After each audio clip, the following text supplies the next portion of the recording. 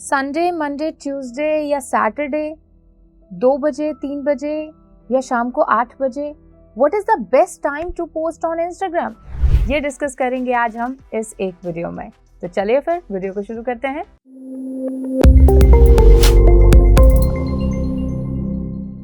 Hello everyone, I Harmeet welcome you all on WSCryptic channel. So what is the best time to post on Instagram? ये हम आज discuss करने वाले हैं। वैसे जब हम सोशल मीडिया पर पोस्ट करते हैं तो it's all about our audience, but कुछ ऐसे स्पेसिफिक टाइम होते हैं जहाँ पर मोस्ट ऑफ आवर ऑडियंस जो ऑनलाइन रहती है, तो ऐसे में जब हमारा पोस्ट उन तक पहुँचता है तो देयर आर हाई चांसेस कि वो स्टार्टिंग वाला जो आवर होता है, मतलब जैसे ही हमने पोस्ट किया, जिस 4 बजे पोस्ट किया, 4 से जो 5 बजे तक का टाइम है उसे हम एक तरह से गोल्डन आवर बोलेंगे। तो उस आवर में जो हमें इंगेजमेंट मिलती है, जो बूस्ट मिलती है, वो ये डिसाइड करता है कि हमारा जो पोस्ट है वो कितना अच्छा आगे जाकर परफॉर्म करेगा। ठीक है, सो मेक श्योर करना है कि ऐसे टाइम पर आप पोस्ट करें जिस टाइम आपके सबसे ज़्यादा फॉलोवर्स लाइव है, जिस टाइम आपके सबसे ज़्यादा फॉलोवर अवेलेबल है, as well as majority of Instagram audience जो है वो लाइव है उस टाइम। सो ये चीज़ जो है हम जज कर सकते हैं 2 चीज़ों के बेसिस पर।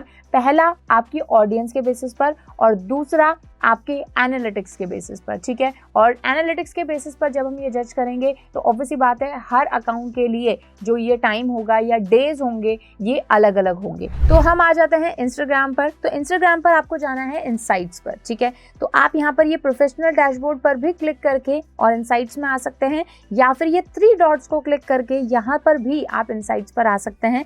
इनसाइट्स पर आने के बाद में आप देखोगे तो यहाँ पर आपको काफ़ी सारा डेटा दिखाई दे रहा है। ये लास्ट 7 डेज़ का है, तो हम सबसे पहले तो इसको लास्ट 90 डेज़ का कर लेते हैं, क्योंकि जितना ज़्यादा हमारे पास डेटा होगा ये जो टाइम या फिर जो डेज़ निकालना जहाँ पर सबसे ज़्यादा मेरे यूज़र्स ऑनलाइन है वो मेरे लिए आसान होगा। ठीक है, तो यहाँ पर आने के बाद में आपको जाना है टोटल फॉलोवर्स में से। टोटल फॉलोवर्स में जब आप जाएंगे तो आप देख सकते हो यहाँ पर आपको ओवरऑल आपके फॉलोवर्स, आपके अनफॉलोवर्स, वो सारे आपको मिल रहे हैं यहाँ पर। फिर जब यहाँ पर आप स्क्रॉल डाउन करोगे तो सबसे लास्ट में आपको दिख रहा है मोस्ट एक्टिव टाइम्स, यानी वो टाइम जब आपके जो ये फॉलोवर्स हैं ये सबसे ज़्यादा एक्टिव हैं। अब देखो, ये जितने ज़्यादा आपके फॉलोवर्स होंगे, जितना ज़्यादा आपके पास डेटा होगा, ऑब्वियसली बात है आपको डेटा उतना ही एक्यूरेट मिलेगा। तो अभी आप देख सकते हो यहाँ पर, जैसे मैं मंडे की बात करूँ, ट्यूसडे की बात करूँ, तो यहाँ पर ये एक्टिव आवर्स आ रहे हैं।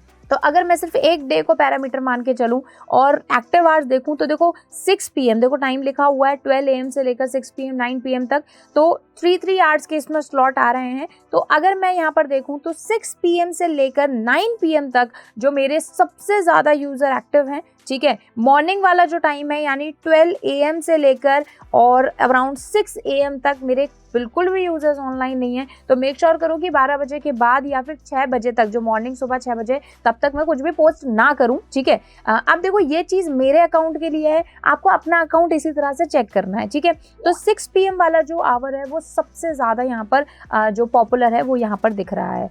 ठीक है, 6 PM से लेकर 7 PM तक। ठीक है, 9 PM पे भी आप पोस्ट कर सकते हो, बट 6 PM इज द सबसे ज़्यादा ये एक्टिव आवर है। वहीं अगर मैं डेज पर आ जाती हूँ तो यहाँ पर आप देखोगे तो वैसे तो ऑलमोस्ट सभी डेज जो है इक्वल आ रहे हैं, लेकिन आपको ये अपना अकाउंट चेक करना है। देखो यहाँ पर अगर आपके 1000 फॉलोवर्स से ज़्यादा हैं तो ही ये आपके लिए बेनिफिशियल है, नहीं तो अभी आप देख सकते हो कि बहुत ज़्यादा जिस अकाउंट को मैं यूज़ कर रही हूँ बहुत ज़्यादा फॉलोवर्स नहीं है। तो यहाँ पर आपको जैसे ट्यूसडेज हो गए, मंडेज हो गए, ठीक है, ये सबसे ज़्यादा एक्टिव मुझे दिख रहे हैं क्योंकि इनका बार थोड़ा सा ऊपर है। ठीक है, तो यहाँ पर इस एनालिटिक्स को अगर आप ऐसे क्लिक भी करोगे तो आपको ये देखो नंबर वाइज भी आ रहा है। तो यहाँ पर आप देखोगे तो अगेन जैसे मैंने आपको बोला कि 6 PM वाला टाइम सबसे ज़्यादा है। तो जैसे मैंने सबसे ज़्यादा जो मेरे, अगर मैं डेज इस डेटा के अकॉर्डिंग निकालूँ तो ट्यूसडेज को, क्योंकि देखो 491 ग्राफ गया है। संडेज भी मेरे काफ़ी पॉपुलर आते हैं, बट मैं अगर ग्लोबल ऑडियंस की बात करूं तो संडेज वैसे पॉपुलर नहीं होता है, लेकिन मेरे फॉलोवर्स के अकॉर्डिंग जो मेरे फॉलोवर्स हैं वो संडेज को ज़्यादा लाइव रहते हैं। ठीक है,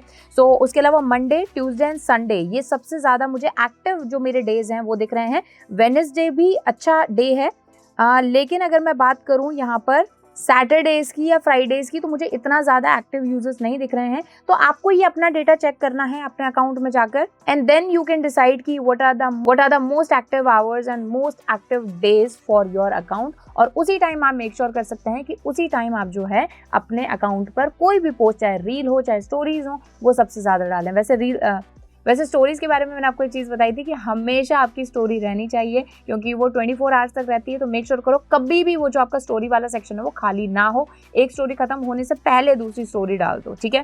तो ये तो बात हुई एनालिटिक्स की। अब चलो हम बात कर लेते हैं जनरली कि अगर मैं इंस्टाग्राम की बात करूं तो इंस्टाग्राम के जो सबसे ज़्यादा यूजर्स हैं वो एक्टिव कब रहते हैं, ठीक है। तो देखो सैटरडे और संडेज बहुत ही वीक डेज हैं। वीक डेज का मतलब है, वैसे तो ये वीकेंड्स होते हैं, लेकिन वीक का मेरा मतलब है काफ़ी कमज़ोर, यानी इस टाइम जो यूजर्स होते हैं हमारे इंस्टाग्राम पर वो ज़्यादा लाइव नहीं रहते हैं। क्योंकि देखो वेस्टर्न कल्चर की अगर मैं बात करूं, एज वेल एज मैं इंडिया में भी अगर मैं कॉर्पोरेट जो भी काम कर रहे हैं, जो भी यूथ है उनकी अगर मैं बात करूं, सभी का ही हॉलीडे होता है सैटरडे एंड संडेज को। सो दे मस्ट बी पार्टिंग और बीइंग विद देयर फैमिलीज और सो, ठीक है। सो सैटरडे और संडेज माना जाता है कि काफ़ी वीक आपके डेज हैं इंस्टाग्राम पर पोस्ट करने के लिए। तो मेक श्योर करो कि सैटरडे और संडे को आप ना पोस्ट करो जब आपका कंटेंट ऐसा है जो कि ग्लोबली ऑडियंस को टारगेट कर रहे हो आप। लेकिन अगेन जैसे मैंने बोला, अभी जैसे मैंने अपना अकाउंट देखा तो वहां पर संडेज को जो है अच्छी ऑडियंस थी। तो ये चीज़ आपको अपने अकाउंट पे भी चेक करनी है, और मैंने आपको जो ग्लोबली ऑडियंस के अकॉर्डिंग तो मैंने आपको बता ही दिया है। उसके अलावा अगर मैं बात करूं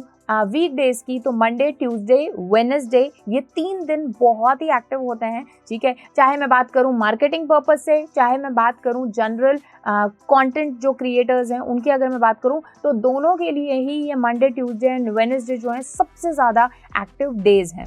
वहीं अगर मैं आवर्स की बात करूं तो यहाँ पर जो अभी हमने एनालिटिक्स में देखा उससे बिल्कुल ही ऑपोजिट थोड़ा डेटा है। After observing so many post and their engagement, it has been said कि जो सबसे बेस्ट टाइम है इंस्टाग्राम पर पोस्ट करने का वो मिड डे वाला टाइम है, यानी 12 AM से लेकर और 5 PM तक का जो टाइम होता है, यानी दोपहर 12 बजे से लेकर 5 बजे तक का टाइम। तब आप जब पोस्ट करते हो तो उसकी इंगेजमेंट काफ़ी अच्छी जाती है। अब ये चीज़ जो है मैंने अपने अकाउंट के अकॉर्डिंग देखा तो ऑब्वियसली बात है मुझे वो चीज़ कॉन्ट्राडिक्टरी लगी। तो अगर आपके साथ भी ऐसा होता है कि जो मैं अभी आपको टाइम बता रही हूँ और आपके एनालिटिक्स के अकॉर्डिंग आपको अलग अलग टाइम देखने को मिल रहा है एक्टिव आवर्स, तो आप एक्सपेरिमेंटल चीज़ पर जा सकते हो। यानी आप रेगुलर जो अपना कंटेंट कैलेंडर बनाओ, कुछ मिड डेज में आप जो है अपने पोस्ट शेड्यूल करो, कुछ आप एंड ऑफ द डे में करो, ठीक है। फिर आप देख सकते हो कि इंगेजमेंट किसकी ज़्यादा अच्छी आई है। ऐसे आप 5-6 बार करोगे तो आपको पता चल जाएगा कि what are the most active hours for you, ठीक है।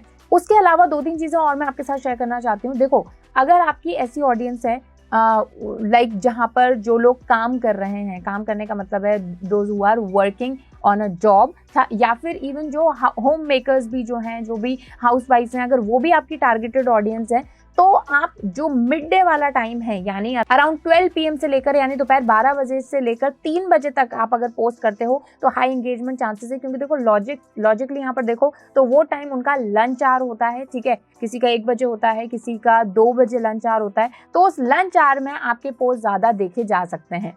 वहीं अगर मैं बात करूं जैसे स्टूडेंट्स की, तो शाम वाला जो टाइम होता है like after 5 PM, after 6 PM, तब आप जो है पोस्ट कर सकते हो, because there are high probability कि वो उस टाइम जो है एक्टिव है। तो बस वही है कि पहले आप एनालिटिक्स देख लो, उसके बाद में जो आपको मैंने डेज और आवर्स बताए उसको आप कंसिडर कर लो।